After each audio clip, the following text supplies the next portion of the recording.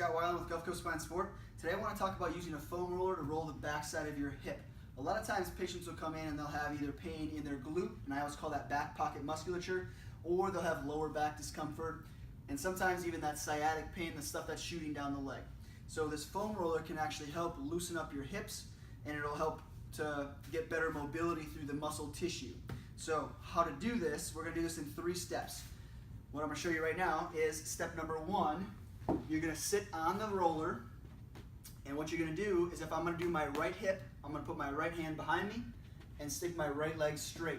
Now I'm going to let this leg just slide. My left leg is the one that uses the push, so I just start pushing back and forth after I roll my hip to the side. So now I'm getting on that muscle, that's kind of where my back pocket sits, and I'm getting on the top side of my hip bone, if you will. And it looks just like that. Step number 2 is I'm going to take my left leg and I'm going to come up and over, and I'm going to rotate my pelvis all the way to the side. So now I'm looking in the same direction as the foam roller. I'm still on my hand. You can go down to your elbow as well if it bothers your shoulder at all.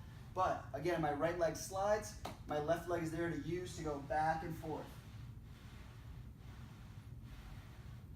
Good, and that should feel pretty good. Then step number 3 is the most intense. This is where you're really going to feel a good strong stretch and maybe even a little bit of discomfort on the backside of your hip.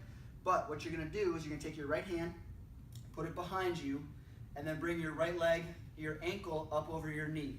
Now, what you're going to do is very slowly lean onto your right hip, and you'll probably feel it right away, and now you're just going to start pushing back and forth. And you can kind of find the angle of your hips where you get the most tension on the backside of that hip, and then spend a little bit of time just rolling back and forth, and just nice and easy, kind of starting to work that muscle out. It's almost like a self-myofascial release.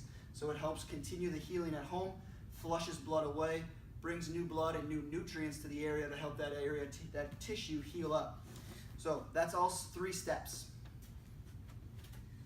If you have any questions about that, feel free to ask myself. You can ask Dr. Hillary. This is Dr. Scott Weiland with Gulf Coast Spine Sport. Good luck rolling.